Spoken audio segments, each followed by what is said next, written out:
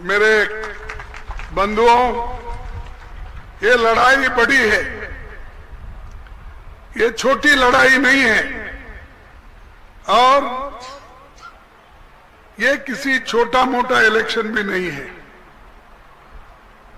ये इलेक्शन देश के जमहूरियत को बचाना, देश के लोकतंत्र को बचाना, देश के संविधान को बचाना, इसकी लड़ाई है। हम मोदी जी के साथ नहीं लड़ रहे, वो एक व्यक्ति है हमारे जैसा, लेकिन लड़ाई इसलिए लड़ रहे हैं, उनकी विचारधारा जो है, उनकी विचारधारा ये आरएसएस की विचारधारा है। और आरएसएस की विचारधारा क्या है?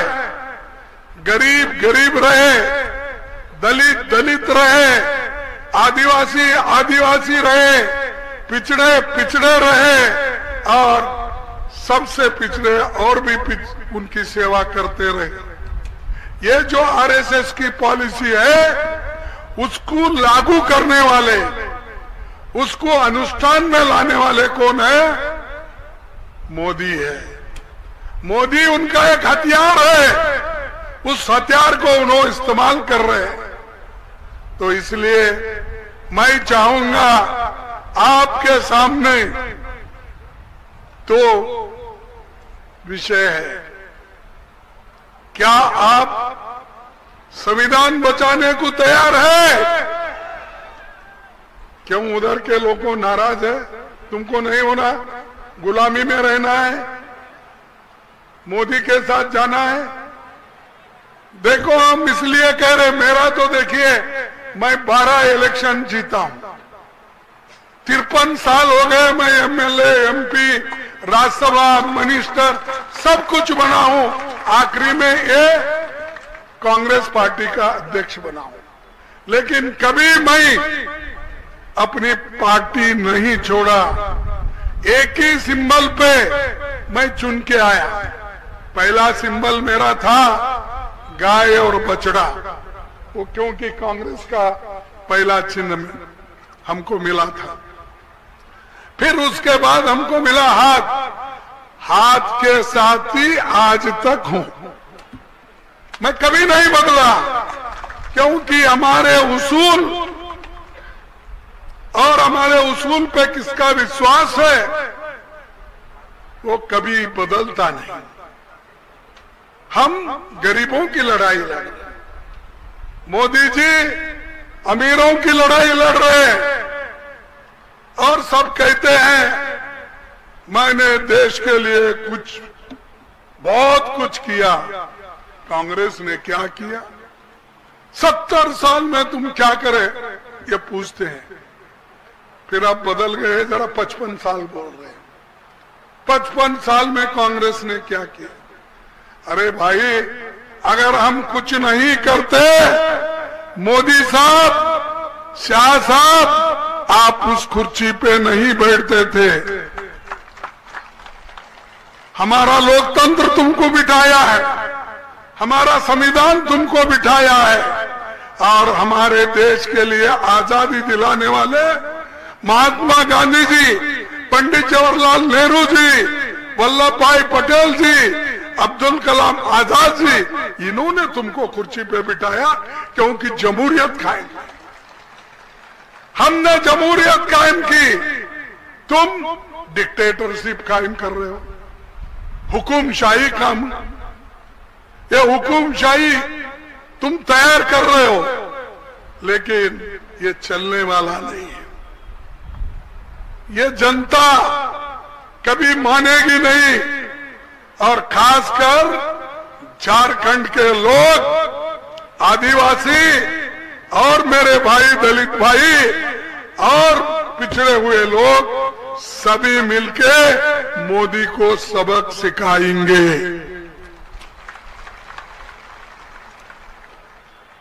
तुम हमारे लोगों को चुन के लाओ, हम आपको संविधान की हिफाजत का, लोकतंत्र के हिफाजत का पूरा पूरा भरोसा देंगे कि आपके साथ ही हम रहेंगे।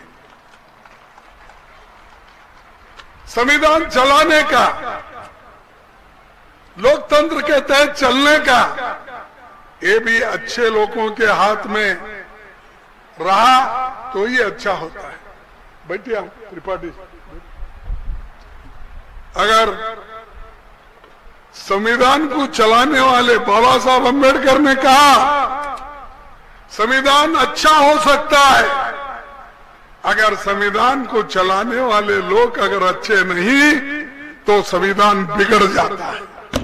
ये बाबा साहब के शब्द है।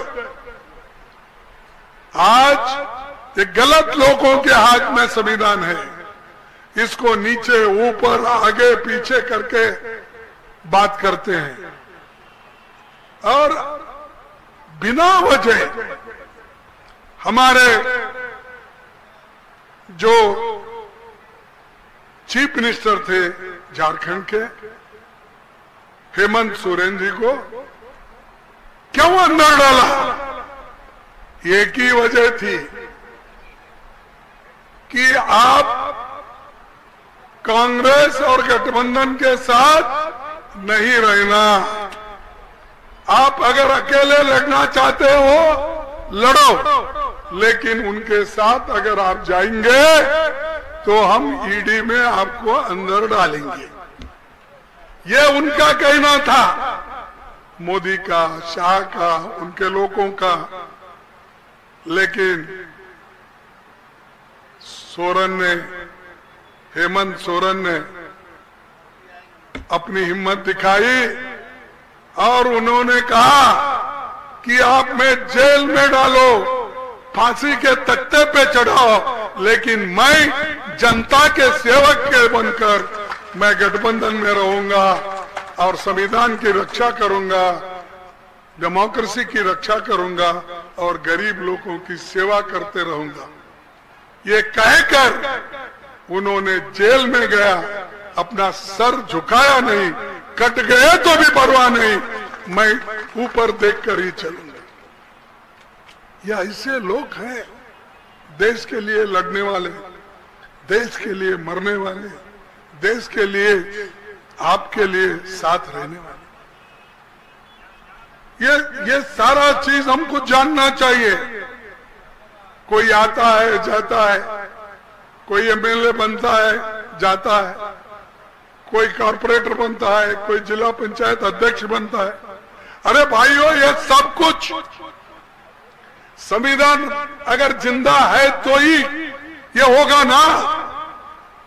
अगर संविधान नहीं है तो ये होगा। जब राजीव गांधी थे महिलाओं के सशक्तिकरण के लिए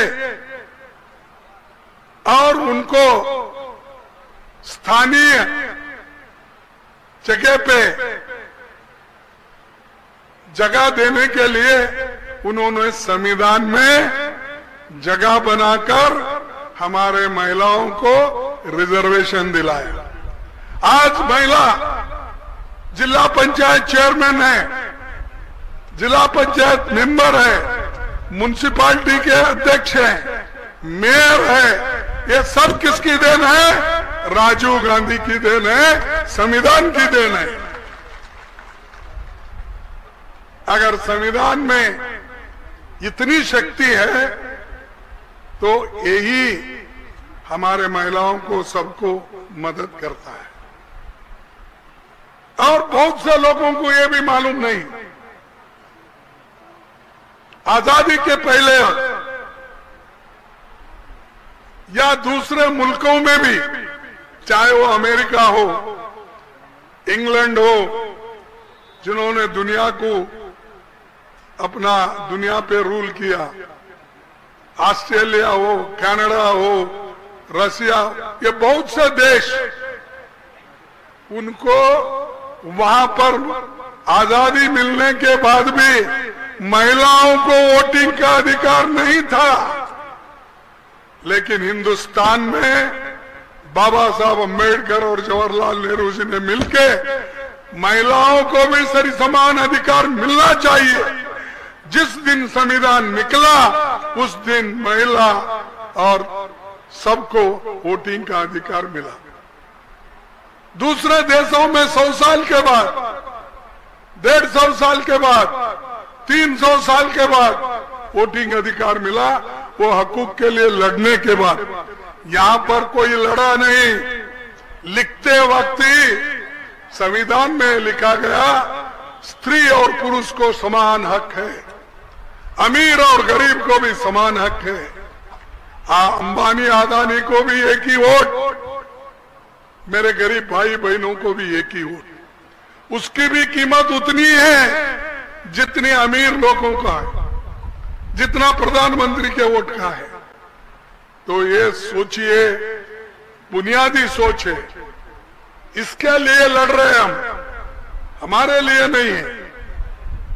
हम तो लड़ेंगे, पहले से ये आदत है लोगों के लिए लड़ना, लड़ते लड़ते मरना। लेकिन ये लोग मारना चाहते हैं, गरीबों को मारना चाहते हैं, अमीरों को बचाना चाहते हैं। तो भाइयों, ये तो होने वाला नहीं है, क्योंकि हमारे लोग बड़े मजबूत हो गए। कहीं मैं मजदूर का बेटा बोलते हैं, कभी चाय बेचने, आप हटो, जगह छोड़ो, गरीब के लीडर आ रहे हैं, उनको जगह दो बोल रहे हैं। और बात बात को मुझे समझ में नहीं आता कि मोदी जी हर जगह जाते हैं, कहीं रोते हैं, कहीं मैं मजदूर का बेटा बोलते हैं, कभी चाय बेचने वाला हूं बोलते हैं। परसों हमारे महाराष्ट्र में धुले में गए थे, वहां के सभा में उन्होंने बोला कि देखिए भाइयों बहनों, मैं यहां जो प्याज उगती है वो मैं रोटी के साथ प्याज खाकर जिंदा हूं 40 साल से। प्याज खाके रोटी के साथ मैं जिंदा हूं, वहां बोले। और दूसरी बात बोले, यहां कपास बहुत उगता है, उसकी उत्पन्न ज्यादा है, इसीलिए यहां से जो कपास निकलता है उसी कपास के धागे से बनी हुई धोती, बनी हुई पैंट और शर्ट पहनता हूं। ये झूठ है। अरे सब इजिप्शियन कॉटन का सब शर्ट पहनते हो, 4 घंटे में एक कुर्ता बदलते हो, 4 घंटे में एक क्या इसको बोलते जैकेट बदलते हो, और ऊपर से बोलते हैं आपके पास बनी हुई उस कपास का ही मैं पहन रहा हूं। कितना झूठ बोलते हो, झूठ पे झूठ। उसीलिए हम श्रीमती कल्पना जी बोले कि बहुत झूठ बोलते हैं, 15 लाख 2 करोड़ ये सब उन्होंने बोल दिया, मैं फिर इसको रिपीट नहीं करना चाहता। तो इतना झूठ, इसीलिए मैं अपने भाषण में, चाहे पार्लियामेंट हो चाहे राज्यसभा हो, उनको ओपनली बोलता हूं, साहब आप तो इस देश के बहुत बड़े झूठों के सरदार हैं। इतना झूठ कोई नहीं बोलता। और वो एक जगह मीटिंग हुई, वहां पर उन्होंने बोला, भाइयों मैंने अपना जीवन 45 साल भिक्षा मांग के खाकर इतना बड़ा हुआ, चोली डाल के भिक्षा मांगकर मैं 45 साल। उनकी उम्र उस वक्त 30 थी, अभी बोले 45 साल तक बोल के बोले। यानी इतने झूठ पे झूठ। कभी गोवा में जाते हैं, वहां एक वस्त्र पहनते हैं, बदलते हैं। कभी मंदिर में जाते हैं, यहां से लेकर वहां तक जितना उनकी हाइट है उतना पैर पड़ते हैं।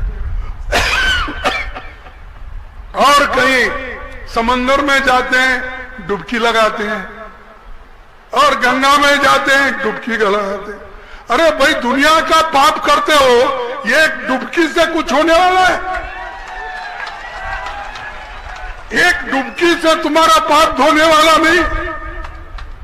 आप लोगों को मार रहे हो, लिंचिंग कर रहे हो, धर्म के नाम पर, जाति के नाम पर, आपके लोग, आपकी गवर्नमेंट हमारे आदिवासी भाई बहनों को मुंह में उन्होंने अपना मूत्र छोड़ा, उनके बीजेपी का कुछ कहा तुमने, कुछ फांसी दिया उसको। बाकी के लोग तुम्हारे सामने कुछ नहीं, सिर्फ वोटों के लिए सब तुम करते हो। हम वोटों के लिए नहीं, हम अपने लोगों को स्वाभिमान दिलाने के लिए लड़ते हैं। यह हमारी लड़ाई स्वाभिमान की लड़ाई है, हमारी लड़ाई लोगों को बचाने की लड़ाई है।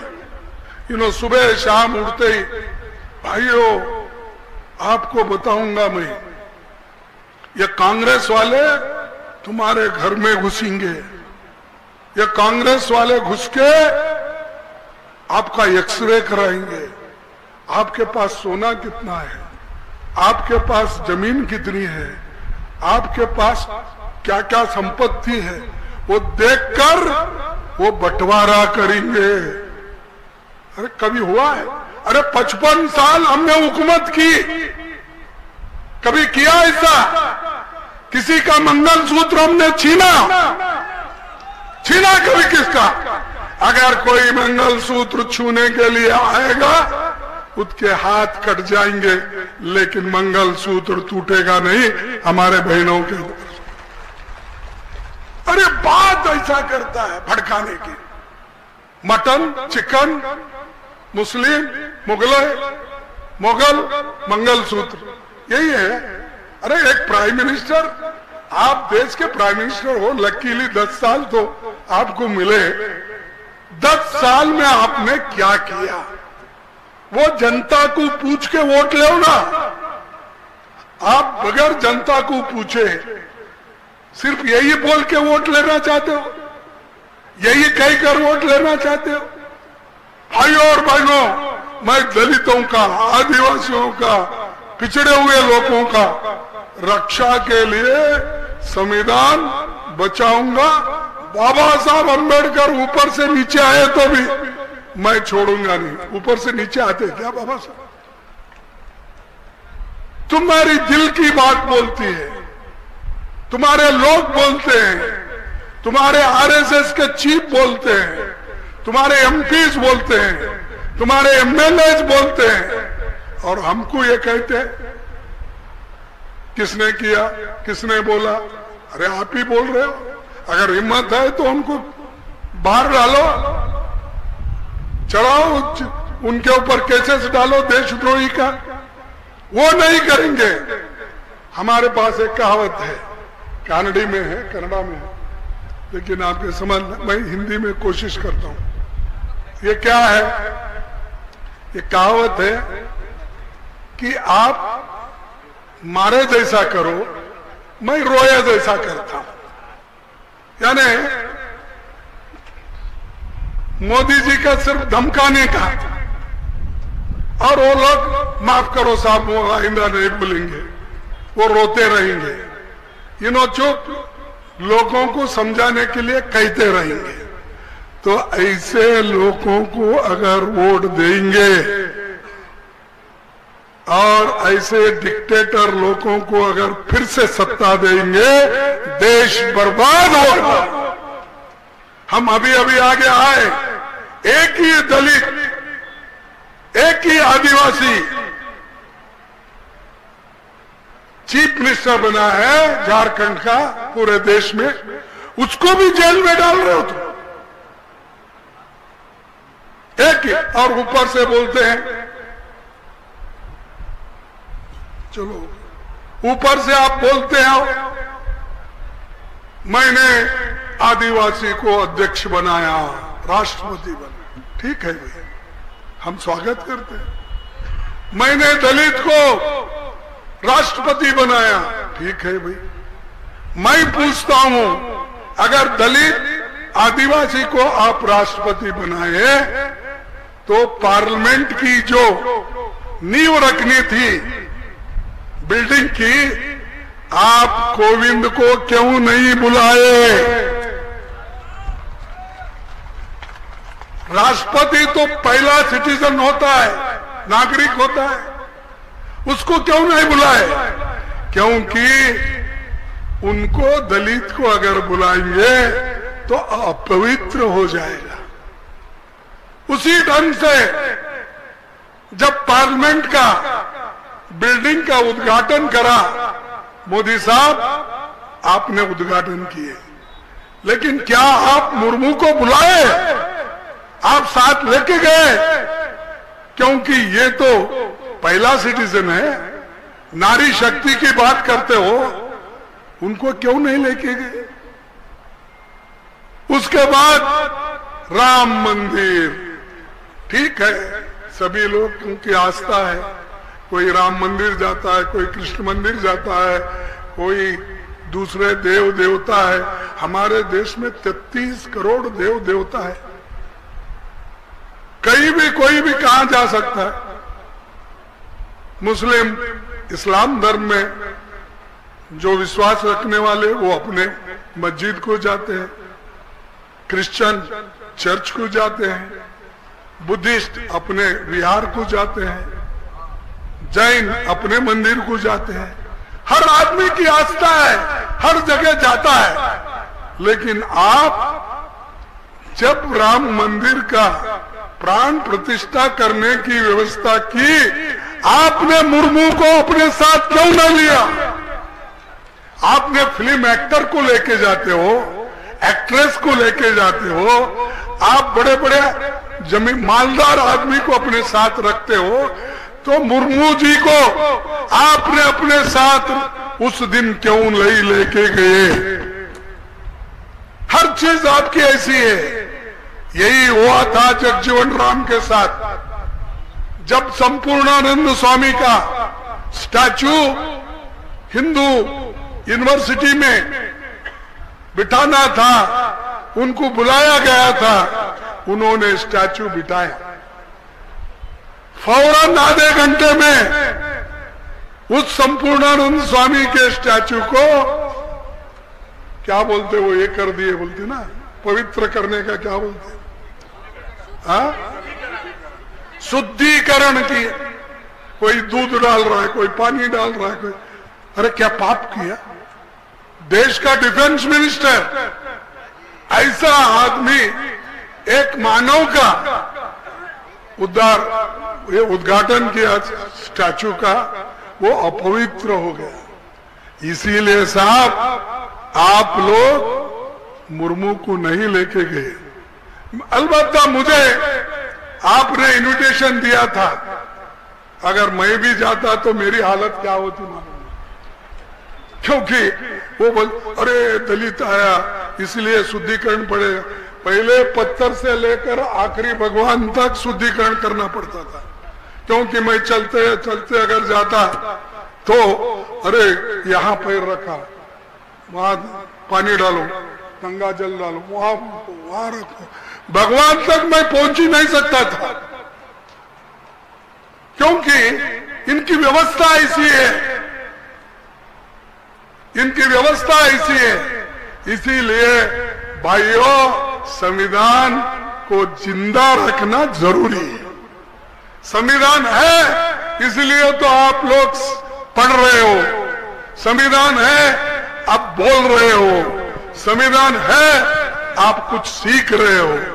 अगर ये नहीं तो खत्म। इसीलिए अपने आप को सुसाइड मत कर लो, एक हो जाओ, चाहे किसी कौम के होते, एक होकर आगे बढ़ो। मैं ज्यादा आपका वक्त नहीं लेता, हालांकि बहुत से चीजें थी बोलने के लिए, लेकिन अब इस वक्त मैं उतना नहीं कहता। बाकी की चीजें तो हमारी बहन कल्पना जी ने तो कहा कि जो चीजें उनको यहाँ की गवर्नमेंट की उसका पूरा ब्यौरा उन्होंने दिया, और जो करना है उसके बारे में भी बोले। इसीलिए मैं भी बोला कि 5 न्याय 25 गारंटी हम देंगे, महिला को सशक्त करेंगे, युवाओं को सशक्त करेंगे, श्रमिक को सशक्त करेंगे, और हमारे पिछड़े हुए भाइयों को, जाति जनगणना करके दलित महिलाएं सबको हम उनका हक दिलाएंगे। इसीलिए मैं आप सब फिर से एक बार जोहार साथियों। बहुत बहुत धन्यवाद मल्लिकार्जुन खड़गे साहब को, धन्यवाद। देखो आखिरी मैं एक आवाज उठा था, उस आवाज को आवाज मिलाना आपका काम है। मैं कहूंगा मोदी हटाओ, आप कहेंगे देश बचाओ, कहेंगे ना? मोदी हटाओ देश बचाओ। अरे दोनों हाथ ऊपर करो यारो, तुमको क्या हो गया? मोदी हटाओ देश बचाओ, मोदी हटाओ देश बचाओ। जय हिंद, जय हिंद, जय हिंद, जय हिंद, जय हिंद, जय हिंद, जय झारखंड, जय झारखंड, जय झारखंड, जय झारखंड, जय झारखंड, जय आप झारखंड। सबको नमस्कार, धन्यवाद, इजाजत लेता हूं।